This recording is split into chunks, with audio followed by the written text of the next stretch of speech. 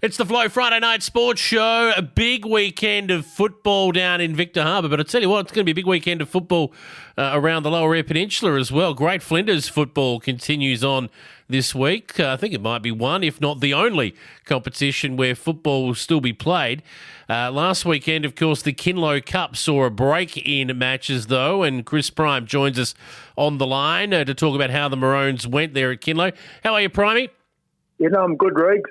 Excellent, mate. Before we talk about the Kinlow Cup, country champs this weekend, you'd have some fond memories of country championships from years gone by, wouldn't you? Oh, look, I do, and I guess I've played in a few different formats of it. When I first started, we'd play one game, and then if you won that, you went on to a final later in the year. Yep. To the trip to Adelaide with 2 games in 3 days, and then like the weekend carnivals, and we play 5 half games in 2 days. So, yes, there's some memories that I probably shouldn't share too many of them with other people. Just on the format side of things, what was your favourite format out of the ones that you played in? Is it the full-length game Saturday, Sunday, or do you prefer the shorter games and more of them? What did you prefer? Well, I think like the original ones where we played a full game where, it became a bit of tactics, and it wasn't just about getting your matchups right. It was a bit more, like if something wasn't working, you had time to adjust. Yeah. And I think then, you fought to get into that side, and like there's some big strong blokes in there, like Joe Darlitz, Peter Beard, Barry Hutchins. You can name a heap of them that just outstanding footballers. And you fought to get in there, and it was hard to get blokes out of those sides. So you knew you were playing when you're playing with those blokes. Yeah, nowadays it seems to be more of a development pathway for the youngsters. Is that fair to say? I think you've got to have a certain quota of under 21s in each zone side, from what I can understand. Is that right? Yeah, I think it is 6.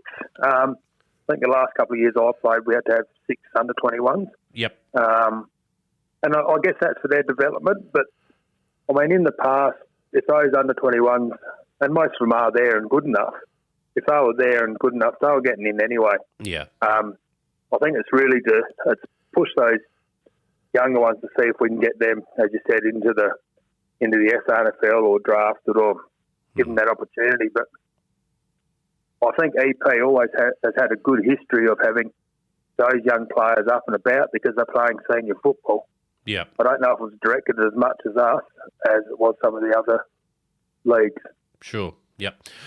All right. Well, let's have a look back now to the Kinlow Cup from last weekend. We're talking about representative honours. Well, this is a pretty high honour for those young lads who get selected to represent their league at Kinlow Cup under 17 level. And the Maroon boys headed up to Cleve Oval. Didn't quite get the chocolates this time around, but did have a win. 1 win, 1 loss from your 2 games. And how did you see it, mate? I think they started off really well against Eastern there. What they still call themselves, isn't it? Yep. It's hard to keep track of them all now. And I think the second half of that game, they nearly kicked themselves out of it. They kicked 5 or 6 points and ended up getting over the line by 7 points. And when I say 7 points, I mean 7 points. Correct. Yep.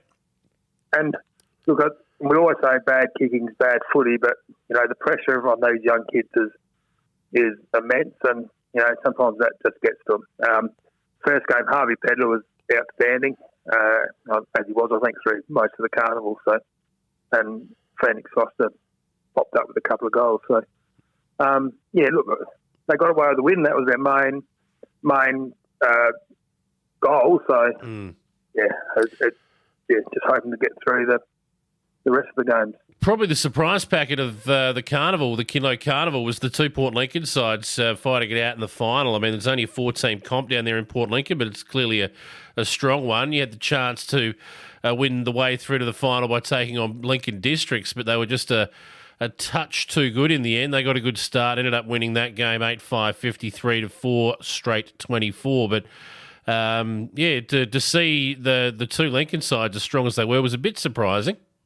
Yeah, well, it wasn't on my radar, actually. I was along those same line of thinking with a couple of sides missing from the under-17s down there, whether that would affect them. Obviously, those players have found homes in the clubs that do have sides. And, yeah, look, Lincoln Districts were too strong for us in the second game, and Lincoln City were pretty strong all day. Yep, no doubt. For the record, I think it was Lincoln Districts who won the final, was it not? Oh, no, I reckon it might have been City.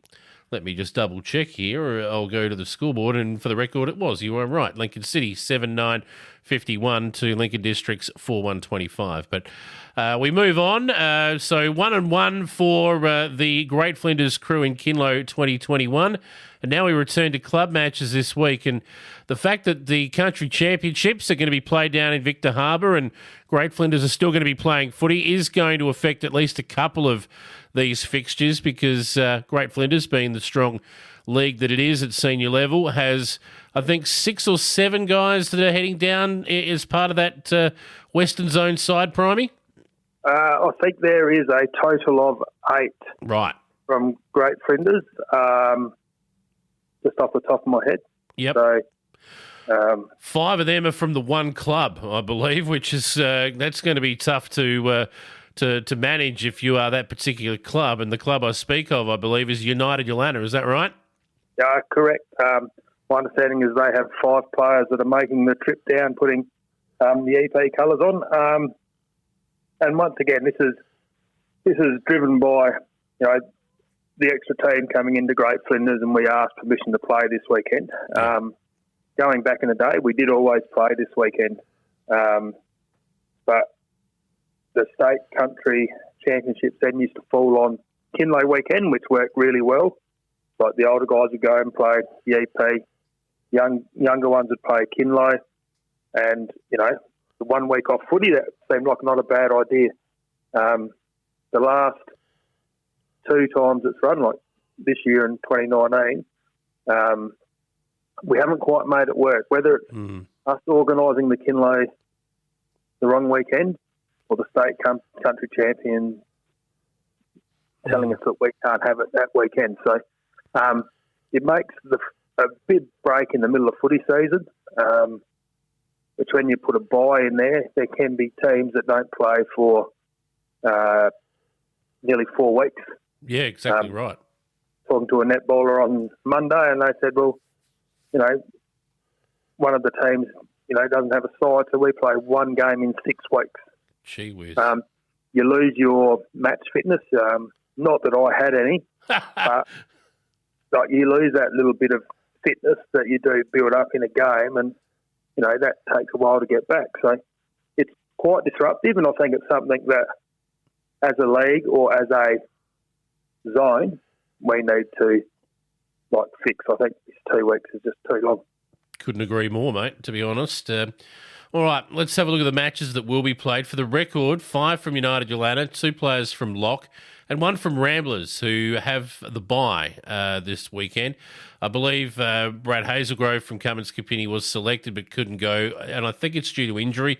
I know Jesse Stringer's in the same boat in Eastern Air. He was selected but couldn't go away because he did his hamstring the last week before the Kinlow break. So there's a few blokes, obviously, that injury strikes them down, and that it is what it is. Oh, it is. It's footy. And everyone, I shouldn't say everyone, most guys want to represent their zone. It's always about taking that next step up and testing yourself. And, it was always one of my, my goals, if you can get to that next level and you see how you go, well, that's really what you want to do. So keep testing yourself and see how you perform. All right, this week's A-grade game. So at Tumby Bay, your boys probably drew the right straw here. You get United Yolanda without 5 of their stars who are off in Victor Harbour getting ready to pull on the brown and gold. So if there's ever a time to get them, Primey, I guess it's this weekend. Well, I think it is. Does it make much difference? Yeah, you're not taking 5 of your bottom guys, you're taking 5 of your top guys. But at the end of the day, both coaches will tell me we've got 20 guys out there.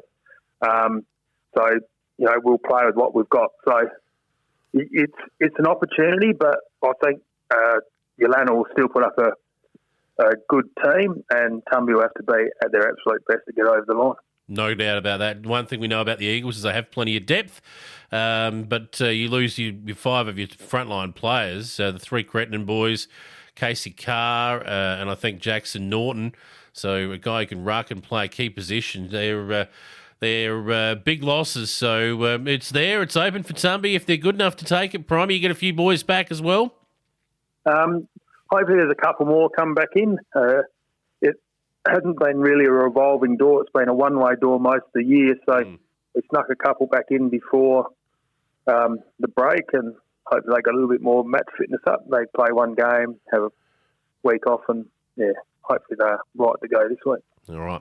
Well, it's a big game for Tumby, and if they win, they're right back in the finals hunt. But it should be an interesting game, that one, at Tumby Bay. At Poochera, this is a ripping day, this one planned. Lock are going to head up the highway, Elliston Districts. Now, they'll be celebrating and marking the Poochera Football Club. I reckon they've got a purple strip lined up for this one, purple and white, the Poochera crew. So this is the one game up there for the year, and it's good that Lock can make the trip up there. It is, and I talked to a couple of Poochera people this week, and with the COVID restrictions that were in last weekend, they were a bit worried how many people they could have come through the gate.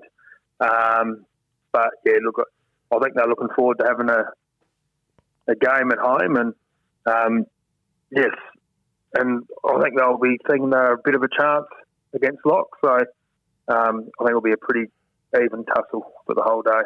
Congratulations to the 2 Lock boys who are off wearing the brown and gold as well. That'll just weaken them a touch, but they've got some depth too this year, Lock. They've been a good footy side. Elliston Districts and Lock, there's not much between them at the best of times or the worst of times, but I just think at Poochera, wearing that purple strip, it's a special day. I can see the boys getting up for this one at Elliston Districts. Look, I can too. I think last time Elliston Districts just got over the line by a few points. So, look, I think they'll be pretty confident. I'd like to know what the club song is if they're wearing purple. I don't know if they change that for this week. So, we'll see. It'll be interesting. And the last match, the round to talk about, will be one-way traffic. Cummins Kapini Cougars, top side in the comp. Not sure if Brad Hazelgrove will play, but won't make any difference. They'll beat the Saints, Air United, and hopefully it's not as massive a blowout as I think it might be. Yeah, look, we hope not, but look, I know Air United keep working on things, and I've played Cougars twice already this year and struggled both times. I think the first time they got towed up pretty well, and second time they put a bit more of the better defensive effort in. And I'm pretty sure that's what I'll work on this week, like getting their defence right and then, working from there. So, it's a pretty tough ask for anyone coming up against Cougars at the moment. So, look, it'll be hard for the Air United boys. Yeah, they're a fair old machine at the moment, the Cougars crew. Should be an interesting round of matches in Great Flinders Footy. I reckon big crowds too, given that the rest of the peninsula, there is no other footy to watch. So I could see, particularly for that Poochera game, people getting across from Streaky Bay and coming from all over the EP to check that one out. Should be a very interesting weekend, mate. It should be. And once again, like as you said, with only the few games on EP, well, people that are craving footy will go and watch. And it's always a good opportunity to go and see other leagues and see how they go about things. So I know at the start of the year when we had that same situation, we had big crowds. So hopefully it's the same again this week. Excellent, mate. Well, enjoy the footy this weekend. Good luck to you guys in the Rezzies there against United Yolanda. I'll expect 4 or 5 out of you this week. Oh, well, yeah, hopefully. Before I head off, though, I'd just like to congratulate Harvey Pedler. He won the best for Great Flinders at Kinlow on the weekend. And both Harvey and Phoenix Foster made the AP squad, so well done to those two. Excellent. Good luck to them with what comes next there. And Primey, good on you, mate. We will catch up with you again next week. Enjoy the footy. No worries, Reed. Can you just record that little bit where you said I was right? and send it to me so I can pass it on to my wife, please. It won't make any difference, mate, but I'll do whatever you need. Thanks, mate.